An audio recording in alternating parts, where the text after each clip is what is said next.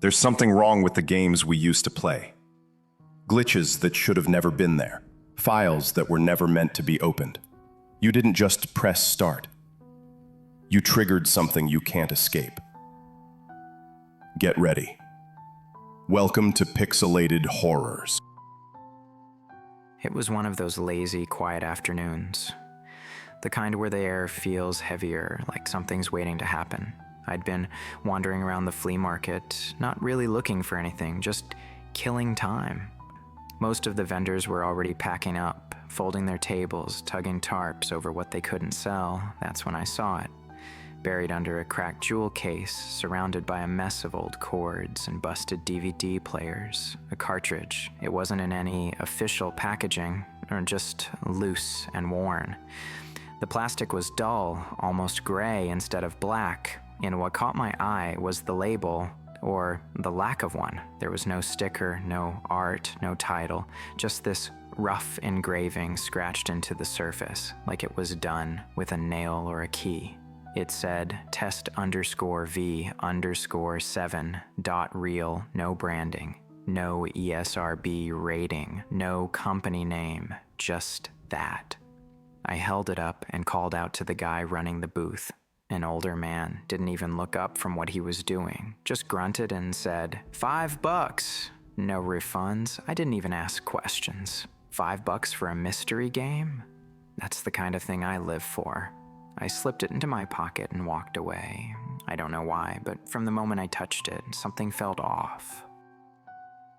It was storming by the time I got home, the kind of rain that taps against the windows like impatient fingers. Thunder rolling low in the distance, like the sky was warning me. I flicked the living room light on, tossed the cartridge onto the table, and grabbed my old handheld. Still worked, surprisingly.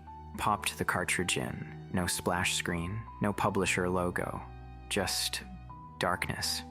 For a second, I thought it froze, but then a faint hum, like an old CRT screen warming up.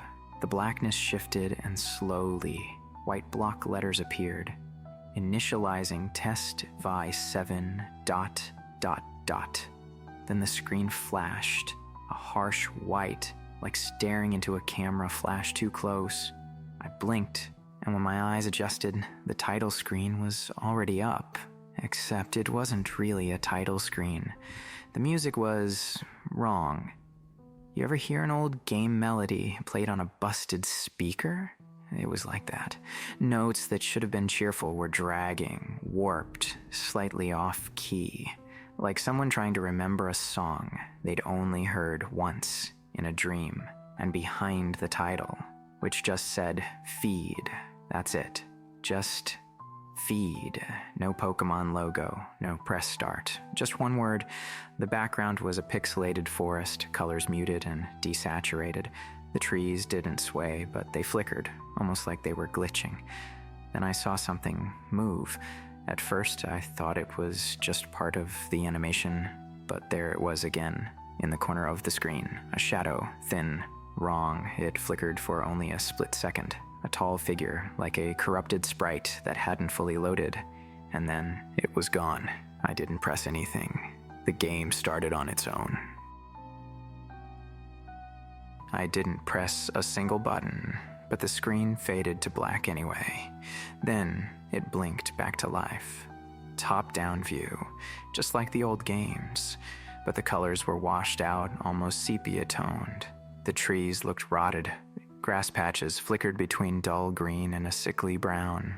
The character on screen, me, I guess, was standing alone in the center of a dirt path. No houses, no welcome dialogue. Just this eerie silence.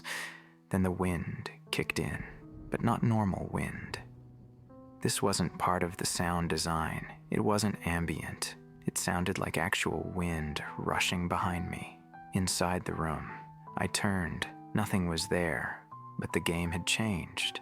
My character's sprite was now facing the screen, staring directly at me, as if it knew I looked away. That's when the whispers started. Faint, garbled, layered, like a dozen voices trying to speak through a broken speaker. No words at first, just static and breath. I tapped the D-pad. The character moved stiffly, like it didn't want to, and every time I stepped forward, the screen twitched. Just a single frame skip, but enough to feel wrong, like the game didn't want me going that way. Still, I kept walking. The path curved, trees on either side crowding closer. I swear they leaned in as I passed. The music, if you could even call it that, was now a warped lullaby. It slowed down, notes dragging like they were being pulled through mud. Then the screen flickered.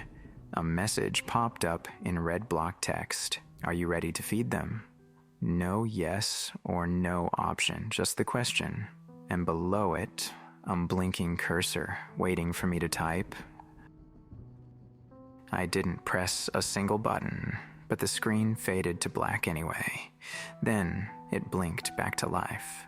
Top-down view, just like the old games, but the colors were washed out, almost sepia-toned. The trees looked rotted. Grass patches flickered between dull green and a sickly brown. The character on screen, me, I guess, was standing alone in the center of a dirt path. No houses, no welcome dialogue. Just this eerie silence. Then the wind kicked in, but not normal wind. This wasn't part of the sound design. It wasn't ambient. It sounded like actual wind rushing behind me. Inside the room, I turned. Nothing was there, but the game had changed. My character's sprite was now facing the screen, staring directly at me, as if it knew I looked away. That's when the whispers started. Faint, garbled, layered, like a dozen voices trying to speak through a broken speaker. No words at first, just static and breath. I tapped the D-pad. The character moved stiffly, like it didn't want to, and every time I stepped forward, the screen twitched. Just a single frame skip, but enough to feel wrong, like the game didn't want me going that way. Still, I kept walking. The path curved, trees on either side crowding closer. I swear they leaned in as I passed. The music, if you could even call it that, was now a warped lullaby. It slowed down, notes dragging like they were being pulled through mud. Then the screen flickered. A message popped up in red block text. Are you ready to feed them? No yes or no option, just the question. And below it, a blinking cursor waiting for me to type. I didn't type anything. I didn't even touch the keyboard, but the cursor blinked once, twice. Then the screen typed for me. Yes, the second that word appeared, the entire screen glitched violently. Pixels tore across the screen like claws dragging through the code. A screech, not music, not static, just wrong, blared from the speakers, like something screaming through a dial-up modem. Then silence. The screen showed a new environment, side-scrolling now. The setting was some kind of forest, but twisted. The trees weren't natural. They were jagged, angular, and bent backward in ways that felt like they were trying to reach away from something. The sky was dark red, but not like a sunset. More like rust.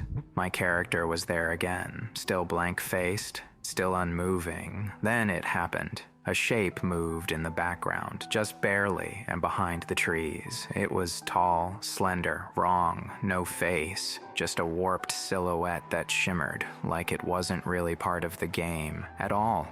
Every time I moved forward, it followed, not in a jump scare way, just watching, getting closer, slowly, patiently. The whispers returned, but they weren't random anymore. They were forming words. Low, barely audible. Feed it, feed it, feed it. I stopped moving, but the screen didn't. My character kept walking forward on its own. I tried to back out, pause the game. Nothing happened. The start button just made a low chime, like a bell underwater. Then the ground began to shift. Sprites under the character, twisting like worms, color draining from the grass. And in the distance I saw it, a pulsing shape, flickering like a corrupted sprite. It looked like an open mouth, huge, grinning, waiting. The whispers rose in volume. Feed it. The screen pulsed. A new prompt appeared. Choose your starter. And 3 Pokeballs faded in, but they were twitching, leaking pixels. Underneath them, names I didn't recognize. Gulvin, Sporex, Bun. Just Bun. But the font was different. Red, drippin'. I didn't choose. The game did it for me. The 3rd ball opened, and what came out wasn't cute, wasn't normal. It was a small creature with long ears, stitched together fur, and black, bottomless eyes. It just looked up at me and blinked. Then its mouth opened, revealing way too many teeth. The game gave me a new message. Bun is hungry. I sat there, frozen. My thumb hovered over the D-pad, but I didn't move. Neither did the thing on screen. Bun.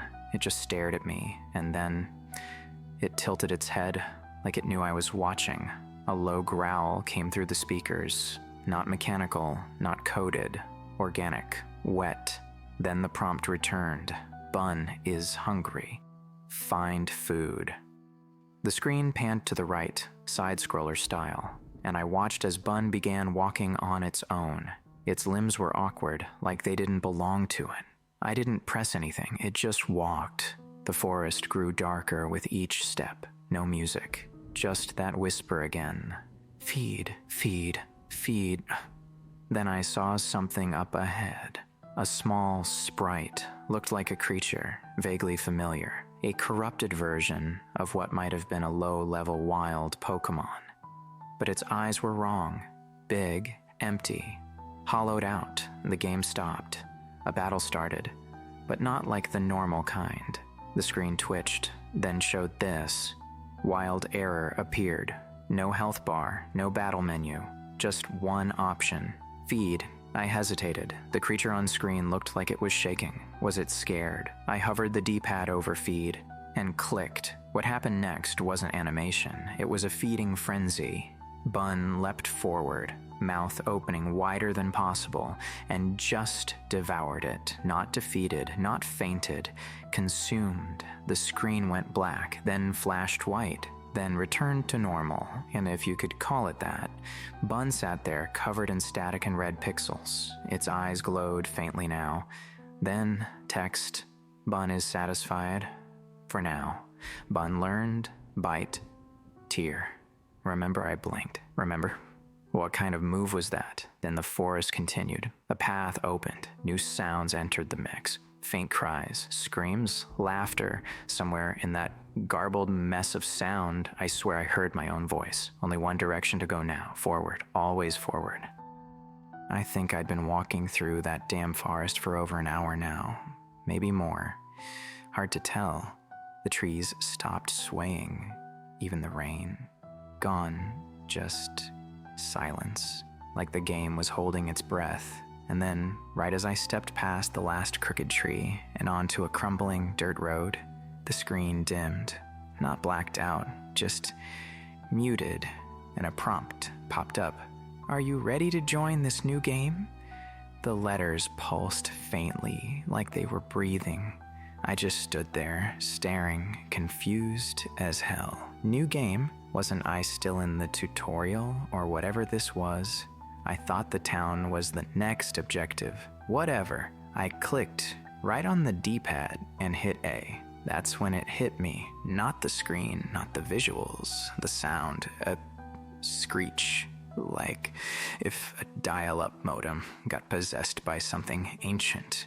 It clawed out from the handheld speaker. Sharp, metallic, alive. I winced and scrambled for the volume wheel on the side.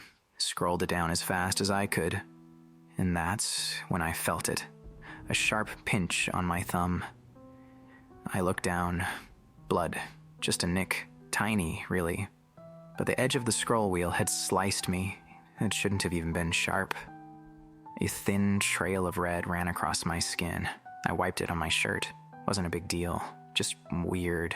I looked around my room out of habit, and it was like I'd gone deaf. The world just muted. No AC hum, no fridge buzz, no cars outside, Nothing, only the game. And that sound.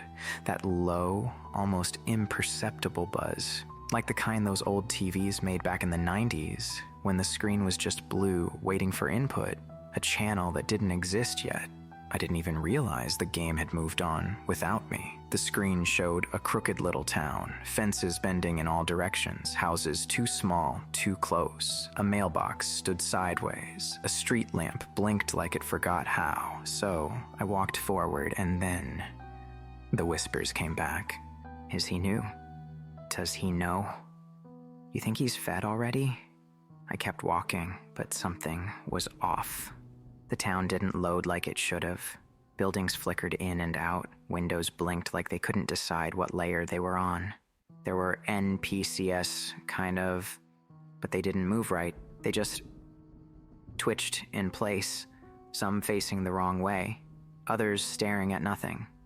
Their mouths kept opening and closing like they were talking, but no words came out, except the whispers. They didn't stop. They just kept layering. Is he glitched? Maybe they didn't program him right. He's not like the others. I was about to pass the town square when he stepped out from behind a building. Tall, smirking, hair pixelated black and red, like it couldn't commit to either. Eyes that didn't blink. Hey, newbie. He didn't have a name tag at first, just question mark above his head. Classic rival energy. Thought he was some tutorial bully. Oh, didn't think you'd make it this far. Most don't. He laughed. The sound was canned, fake, that there was something underneath it, like static trying to be human. Name's JAX. The tag above him finally changed. JAX. Level? Okay, sure, so he was my rival. Fine, I could handle that. It's tradition, he said, stepping forward. Every newbie gets taught a lesson. He cracked his knuckles. I'm the one who gives it. Behind him, the twitchy NPCs turned in unison to look at me. Wide eyes, unblinking, still whispering. He won't last. Not with that one. He's already late to feed. Jax raised his hand. Let's make this quick. The screen flashed. Battle initiated. My creature slid out onto the field. The bunny I picked earlier still had that weird shadow following it. The same eyes, the same hunger. Jax smirked and tossed out his own monster. Looked like a stitched-up bear mixed with static and teeth. No name, no type listed, just a health bar labeled, "It's hungry." Everything changed in a blink. The camera didn't pan because there was no camera. My perspective just shifted. Pulled into a side view style like classic Pokemon games, but it wasn't polished. The terrain around us jittered. The battle, HUD, was grimy and uneven, and my options flickered before stabilizing. I sent out Shadow Bun. Jax didn't flinch. He raised a hand and tossed out his own creature, a knotted, writhing thing that looked stitched together from bones and fur. Its jaw hung it open too wide, like it wanted to unhinge and crawl out of the screen. He struck first. The creature lunged. I didn't even have time to react. It raked across Shadowbun's side. Not a fatal hit, but enough to leave a jagged scar. My fingers twitched on the controls, but Shadowbun moved before I could command anything. He countered. With a deep growl, Shadowbun launched forward, eyes glowing that same corrupted red. His ears, still torn, flicked back, and he slammed into Jax's monster, sending it flying. The impact echoed like a distant thunderclap. Jax's expression changed, no longer smug, just irritated. "Lucky shot," he growled. His monster came back snarling, limping, but not done. It lashed out again, this time harder. Shadowbun reeled, tumbling back and skidding along the dirt. For a second, I felt a pang of concern. Jax scoffed. "I don't go easy on new player. That's not how you learn." He was so caught up in taunting me that he didn't notice Shadowbun rise. Eyes darker now, breathing heavier. He didn't wait for orders, he just moved. Faster than before, more violent than before. A blur of claws and speed. He pounced, driving the other creature into the cracked stone floor beneath us. A flash, and then silence. The screen shook gently as the game processed the knockout. Jack stared. Wait. He took a step back. Confusion washed over him, like the code didn't know what emotion to load. His mouth opened, but the voice didn't match the movement. He looked, afraid. That's when it hit me. Something about him felt familiar. That face, it wasn't just code, not anymore, but I didn't have time to dwell on it. The screen went dim, the UI faded, and everything around me turned grayscale for just a moment before resetting to color again. The whispers were gone, and Jax was just standing there, breathing hard, still looking at me like he'd seen something he didn't understand. I didn't say anything. I just watched, breathing heavier, walking. They were whispering again. All of them, but it wasn't like before. He did it. He took out Jax. That thing fed. It actually fed. They weren't scared of me. They were in awe, like I was finally worth noticing. I didn't say anything, just kept walking. I don't know what I expected after that last fight, but whatever it was, this place wasn't letting me leave. I continued exploring until I found what looked like a gym. A massive building came into view, bigger than the houses, darker than the trees. Dome-shaped, metallic, rusted gates arched over the entrance with a single symbol carved into the top, a wide-open mouth, a gym, maybe, or something worse. As I approached, the air got heavier. The lights on the building flickered on like it knew I was coming. That's when I heard it. Only those who have fed may enter. The case I had, the one that swallowed Jax and his creature, started to vibrate. I looked down and saw it glowing. A red light pulsed from its seal, and then it opened on its own. Black mist poured from it, swirling toward the doorway like a fog with a purpose. Then nothing, just silence. The door creaked open. No one told me to go in, no one had to. Inside was worse than I imagined. Rows of bleachers surrounded a central circle, like an arena. But instead of fans, the seats were filled with unmoving figures. NPCs watching, waiting. At the far end stood the one in charge, cloaked in violet, long hair obscuring her face. She didn't speak, just turned and walked into a shadowy side room. I stepped forward, but before I could follow, two more non-player characters blocked the way. Each one had a corrupted creature of their own, stronger than the last. They weren't trainers, they were feeders, testing me. One by one, I took them down. Shadowbun didn't hesitate. He moved faster now, his eyes more focused, that horn on his head a little longer each time. I was too distracted to care what it meant. When the path finally cleared, I looked toward the center ring again. She was there now, hood down, smiling. She looked mad, like she was annoyed. She called herself L-I-Z-Z, and she wanted to see what I could do. The battle between me and Liz didn't last too long. When it was over, I stood there, watching her creature shift into static. Liz, the gym leader, lowered her arms slowly, chest rising and falling, sweat glistening along her forehead. She didn't look like the others. Her face was detailed, too detailed, almost human, but my brain still categorized her as another advanced NPC. Then the menu popped up again. Feed, steal, leave. The last time I chose feed, I got results. This time something about that third option, steal, called to me. I hovered over it, waiting to see what would happen. There was no confirmation prompt. I pressed it. The moment I did, her monster didn't vanish. Instead, its image flickered and twisted, and then a burst of static sparked between my hands. A second capsule materialized, corrupted red, pulsing faintly. I had stolen her creature. It was mine now. Then something changed. Beneath Shadowbun's health bar, a new line appeared. Hunger. It blinked. Light orange. "What the hell?" I whispered, leaning forward, staring at the bar as it pulsed once. A subtle gurgling sound played beneath the UI. My fingers trembled slightly. This wasn't just a stat, it was a warning. I glanced back at Liz. She was shaking. Her eyes darted between me and the capsule in my hand. "Please," she whispered, her voice soft, cracking. "Be kind. You don't have to do this." And for the first time, I hesitated. She sounded real. I stared at the two options left on the screen. Feed. Leave shadow. Bun's hunger bar pulsed again, solid orange now. My thumb hovered over feed, but something made me pull back. Curiosity? Pity? The fact that she begged? I pressed leave. The moment I did, the hunger bar dropped further, flashing an angry red-orange. Liz collapsed to her knees. "Thank you," she whispered, voice shaking.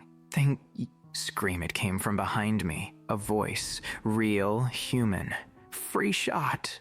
I barely had time to turn before a shadow blur slammed into Liz from the side. Teeth, claws, black tendrils. One bite, her head twisted unnaturally, and she fell sideways with a sickening thud, her sprite convulsed, her arms twitching. And the creature just kept feeding. Blood pooled beneath her, not pixelated, not animated, realistic, thick, wrong. And the other player. I caught a glimpse. A username hovering above a ragged figure, free shot, his face hidden beneath a hoodie, eyes glowing faint white as he recalled his creature without a word. He didn't care. He didn't hesitate. He just watched as I stood there, frozen. I turned and walked out of the feeding hall, didn't look back, didn't say a word. But as the doors closed behind me, I felt a vibration from the capsule belt on my hip. Shadowbun's ball was shaking. The rain outside intensifies, hammering against the window like static hiss. Dim light flickers from the handheld console screen. I decided to walk out of the town gates with a new creature following closely behind. Let's see what this new one can do. The handheld creature's shadow trails behind the player. Shadowbun's Pokeball, buried in the backpack, begins to shake violently. A faint growl leaks out. I didn't notice I was too focused on the path ahead, moving through a corrupted patch of grassland. Then, crack! The Pokeball shatters open. Shadowbun rises from the mist, glitching slightly, its form warped and its eyes glowing with a deep crimson hunger. It bares its jagged teeth and lets out a low, echoing growl. What the hell? Shadowbun suddenly lunges at the in-game character, slashing its claw violently across the screen. Slash! A sharp sting shoots across the player's real-life forearm. I flinched, blinking hard. Ow, what the... That felt real. I turned on the lamp, rolled up my sleeve. A fresh scratch, red and swollen, is carved into my skin. No way, it's just a coincidence. Back in the game, Shadowbun screeches and lunges again. Slash! A second wound rips across my chest. I dropped the handheld, startled. Thump! I stared at my own chest. My shirt is turning red. The pain hits. A second later. No. What is this? A spreading blood stain blooms from under my shirt. I collapsed back, clutching his stomach, pain overtaking his senses. Mom, Dad, help! Silence. As I was limping towards the door, no answer. I'm completely alone. Bandages, rushed, messy. A trembling hand tapes gauze over my stomach and wrapped my arm. My breathing is ragged, panicked. I tried to steady myself. It's real. What happens in the game? It's real. Another sudden, burning scratch cuts across his back. Then, voice from handheld, distorted. Feed me. The handheld still lies on the bed, screen cracked, flickering, but the game is still running. Shadowbun is chasing the player character down the in-game path. Breathing fast, I snatch the console back up, ignoring the pain. My in-game character stumbles, regains footing, and runs. Behind him, Shadowbun gives chase, drooling black static from its open mouth. Run, run, run. The handheld begins to vibrate, as if something inside is alive and pulsing with hunger. I ran, harder than I ever had. I didn't even care where. My fingers fumbled over the D-pad, over the buttons, Sweat slicked my hands as the screen shook with every step. Shadowbun was gaining. I could feel it breathing down my neck, its eyes locked on me. Its hunger, a dead end. Number. No, please no. I slammed into a wall of jagged pixels, trees or buildings, I don't know. My thumb slipped, my character stumbled, and then I fell. Hard, the Game Boy flew from my hands, hit the floor, and the screen flickered. One of the stolen Pokeballs rolled free, the one I took from Liz. It cracked open.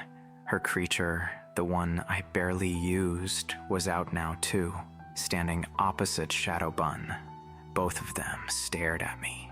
No movement, no sounds, just watching me. I panicked. Why don't you just fight each other? I screamed it, and they did. Without hesitation, they lunged at each other. Teeth, claws, dark energy. It was chaos. No animations, no turn-based order. They were just fighting, like animals, like monsters. I didn't wait. I turned and ran, ducking through the glitching trees, but the ground gave out beneath me. I slipped, lost control, and tumbled head over heels down some twisted digital slope. My body slammed into something and the screen rattled in my hand. Pain pulsed in my ribs. I tried to get up, and that's when I saw it. A figure far down the road. Still gray, unmoving. Almost featureless. A silhouette, humanoid, but stretched, wrong. Like something unfinished. I couldn't breathe, and then I heard it. Interesting. This time it's on us. The voice wasn't in the game.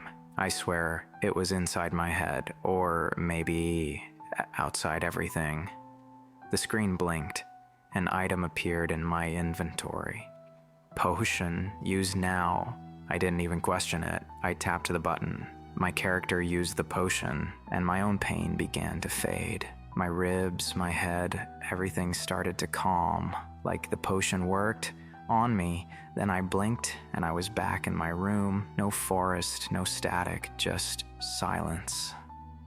I looked out the window. The woods that were there, they were gone. My heart nearly exploded. I grabbed the console and slammed it shut, tossed it across the room like it was cursed, and then sound, like all of it, everything, cars outside, wind, my ceiling fan, my breath, it was all back.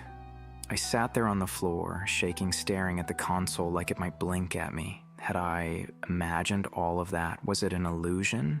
Did I just get so deep into the game that it started to feel real? I checked the clock, 6:42 a.m. I'd been playing all night, cursing under my breath. I scrambled to get dressed, threw on jeans, a hoodie, didn't even care if it matched, and ran out the door. My bus was already pulling away.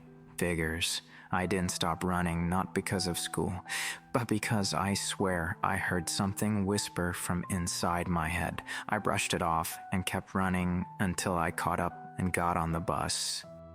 I made it to school, still half out of breath from the sprint to catch the bus. Everything felt off, too bright, too normal, like the world had been reset but not correctly. I walked into class, trying to blend in, trying to act like nothing had happened. Just another day, just another student.